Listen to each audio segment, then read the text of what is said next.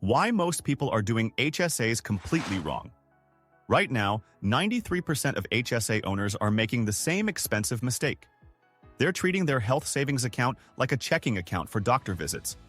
Meanwhile, the 7% who figured out the secret are turning their HSAs into tax-free gold mines worth hundreds of thousands by retirement. What if I told you there's a way to turn that HSA into a triple tax-free investment account that beats every 401k, IRA, and Roth on the planet? I'm about to show you how the $3,300 in medical expenses I've paid over 5 years could turn into over $25,000 of pure profit by the time I retire. Plus, I'll reveal the exact investment strategy I use that's averaged just under 7% annually. But I'll save that for later in the video. And stick around because there's a shocking truth about what happens if you get this wrong. And it involves a 20% penalty that most people don't even know exists. Here's what most people do wrong. They put money in their HSA, spend it on medical bills, repeat. Nothing wrong with that, except you're missing the most powerful tax advantage in the entire tax code. Most people think an HSA is just a boring savings account attached to their high-deductible health plan. You contribute pre-tax dollars, spend them on medical expenses, done. But that's like buying a Ferrari and only driving it in first gear. Because here's the thing nobody tells you about HSAs. You don't have to spend that money right away. In fact, you shouldn't. But before I reveal the exact strategy, let me quickly explain what an HSA actually is. HSA basics everyone should know. At its most basic level, an HSA is a savings account that's attached to a high-deductible health plan. You put money in pre-tax, and you can spend it on medical expenses tax-free. Think doctor visits, prescriptions, dental work, vision care, all the stuff that makes your wallet cry. The key requirement? You have to be on a high-deductible health plan to even qualify. For 2025, that means at least a $1,650 deductible if you're single, or $3,300 if you have family coverage according to IRS publication 969. In 2025, if you're single, you can contribute $4,300. If you're married with family coverage, you can contribute $8,550. If you're 55 or older, add another $1,000 catch-up contribution, according to IRS rules. Most people stop there and think that's all an HSA does, save money for medical bills. But they're missing the massive opportunity hiding in plain sight. The smartest move? Pay your medical bills out of pocket, keep every receipt, and let that HSA money grow tax-free for decades. Then reimburse yourself later, with compound growth. This is what transforms an HSA from a health savings account into a health investment account. But before I show you exactly how this works, you need to understand why this strategy beats every other retirement account. And it all comes down to something called the triple tax advantage. Why HSAs beat every other retirement account. No other account gives you this triple tax advantage. Tax-deductible going in. That $4,300 contribution lowers your taxable income. Tax-free growth. No taxes on dividends, interest, or capital gains inside the HSA. Tax-free coming out for medical expenses. Your 401k. You get the deduction going in, but pay taxes on everything when you withdraw. Your Roth IRA. No deduction going in, but at least withdrawals are tax-free. Your regular brokerage. You pay taxes on dividends every year, plus capital gains when you sell. But an HSA? It's like the IRS decided to create a cheat code and forgot to tell anyone about it. All of it pre-tax, all of it growing tax-free, all of it coming out tax-free for medical expenses. Let me show you real numbers using the 2025 contribution limits. Meet Harry the Hustler and Ivan the Investor. Both max out their HSAs for 30 years starting in 2025. Harry can contribute $4,300 as an individual in 2025, according to IRS guidelines. Ivan does the same. Both have identical medical expenses over 3 decades. Harry spends his HSA money immediately on every doctor visit, prescription, and dental cleaning. Ivan pays those exact same bills out of pocket and lets his HSA grow using a specific investment strategy. I'll reveal exactly what he invests in shortly. Here's what the numbers look like. Harry maxes out at $4,300 per year for 30 years. That's $129,000 in total contributions. But because he spends it, immediately his HSA balance at retirement, 0. Ivan contributes the same $4,300 per year, but he invests it and lets it compound at 7% annual returns. After 30 years, Ivan has over $410,000. Same contributions, completely different outcome. But here's where it gets really interesting. And this is something that'll shock you about taxes. Harry had to invest that medical bill money somewhere, so he puts it in a regular taxable brokerage account. He also grows it to around $410,000, so they're even, right? Wrong. Harry owes over $58,000 in capital gains taxes when he sells. Ivan owes zero, because HSA withdrawals for qualified medical expenses are completely tax-free. But how does Ivan actually turn every medical receipt into money? That's where the strategy gets really interesting. Turn every medical receipt into money. Here's where it gets absolutely insane. There's no time limit on reimbursing yourself for medical expenses, according to IRS publication 969. Harry pays a $500 dental bill today out of pocket. Saves that receipt. Lets that $500 grow in his HSA to about $1,935 over 20 years at 7% returns. Then reimburses himself. He just turned a dental bill into $1,435 of tax-free profit. The IRS is crystal clear about this on their website.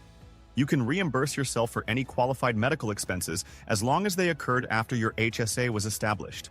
No exceptions, no time limits. This means Harry could pay a medical bill today, save the receipt, and reimburse himself 30 years from now when that money has grown nearly eightfold. I call this the shoebox strategy. Every medical receipt becomes a literal dollar bill you can cash in decades later, but only if you're smart enough to leave the money invested instead of spending it immediately. Now you're probably wondering, what exactly should you invest in? During my first couple years, I used one popular index fund, but then I switched to something better. I'll reveal both options in just a minute. According to Fidelity Research, the average 65-year-old retiring today will spend around $157,000 on healthcare for the rest of their life. If you're married, double that to $314,000. Harry's going to have those medical expenses anyway. The question is, does he want to pay them with taxable money from his 401k or tax-free money from his HSA that's been growing for decades?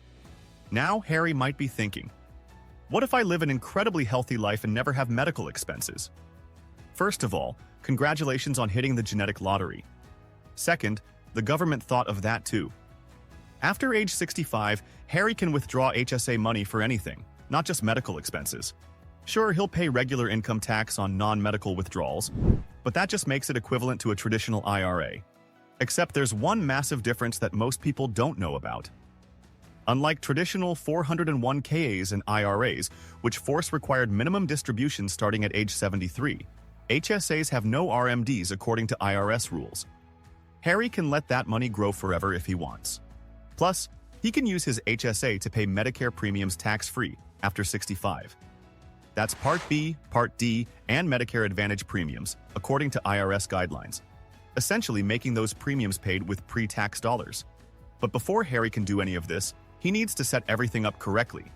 And there's one critical mistake that could cost him thousands in penalties. How to set this up today. But here's the reality check. This strategy isn't for everyone, and making the wrong move could cost you big time. Harry needs to be on a high-deductible health plan to even contribute to an HSA. For 2025, that means at least a $1,650 deductible for individuals, or $3,300 for families, according to IRS publication 969. The annual out-of-pocket maximum can't exceed $8,300 for self-only, or $16,600 for family coverage. There's no ifs, ands, or buts about this rule. Harry also needs cash flow to pay medical bills out of pocket, and he absolutely cannot touch that money for non-medical stuff before 65. Do that, and he'll get hit with income tax plus a brutal 20% penalty according to IRS rules. I knew a guy who bought candy bars at Walgreens with his HSA card. Just $1.50 here and there, he said. The IRS caught him. He paid that 20% penalty on every single candy bar, plus regular income tax. Don't be that guy. If Harry's in California or New Jersey, he's got an extra hurdle. These states don't recognize the federal tax treatment of HSAs according to state tax codes. His contributions will be taxed at the state level, and growth within the account is also taxable for state purposes. But if Harry can avoid these pitfalls, here's his exact step-by-step plan to build hundreds of thousands in tax-free wealth. Step 1. Verify the health plan. Make sure Harry has a high-deductible health plan. Most employer benefit sites will clearly label which plans are HSA eligible. If they don't, ask HR. Step 2. Choose the right provider. Harry needs to open an HSA with an approved custodian. There are several good options, but I personally switched to one specific provider after getting frustrated with fees at my previous custodians. I'll tell you which one in just a moment. Step 3. Max out contributions. For 2025, that's $4,300 for Harry as an individual. If he's 55 or older, add another $1,000 catch-up contribution. Remember, any employer contributions count toward his limit according to IRS rules. Step 4. Invest immediately. Don't let HSA money sit in cash earning minimal interest. This is where most people get stuck. What should you actually invest in? During my first couple of years, I was invested in a Vanguard S&P 500 index fund through my employer's HSA. But when I switched to a self-directed HSA, I moved everything to a different fund that gives me broader market exposure. I now hold 100% in VTI, Vanguard's total stock market ETF. Low fees, broad diversification, long-term growth potential. But only do this if Harry can commit to investing for at least 7 years. Step 5. Save every receipt. Pay all medical bills out of pocket if possible. Save every single receipt. Create a digital filing system. The IRS requires documentation for all HSA distributions, according to Publication 969. Those receipts are literal money Harry can claim decades later. Now, which HSA provider do I actually recommend? After trying several, I landed on Fidelity. Fidelity has no minimum balance to invest according to their current fee schedule. Zero fees, access to thousands of low-cost index funds, and you can invest from the first dollar. Other solid options include Lively, modern platform, $0 monthly fee, and Health Equity, large custodian, good investment guidance. But avoid providers that force you to keep large cash minimums or charge monthly maintenance fees. Here's what I've done personally. Started contributing at the beginning of 2019. Current balance, over $18,000. Medical expenses paid out of pocket over 5 years, $3,300. Average annual return, just under 7%. But instead of thinking of that $3,300 as money spent, I think of it as money invested.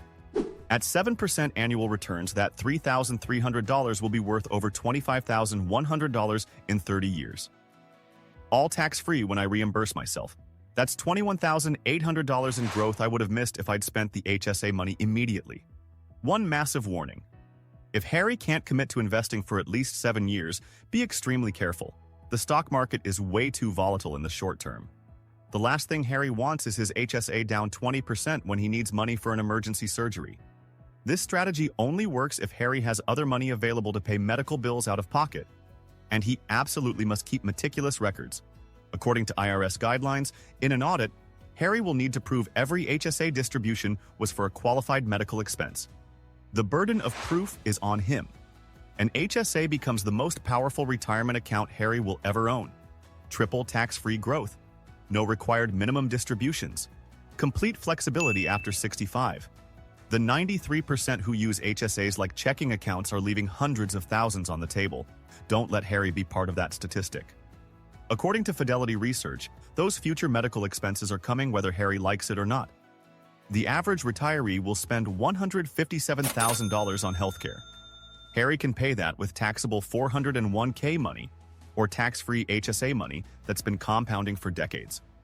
Because in the world of tax-advantaged accounts, nothing beats the raw power of a properly used health savings account.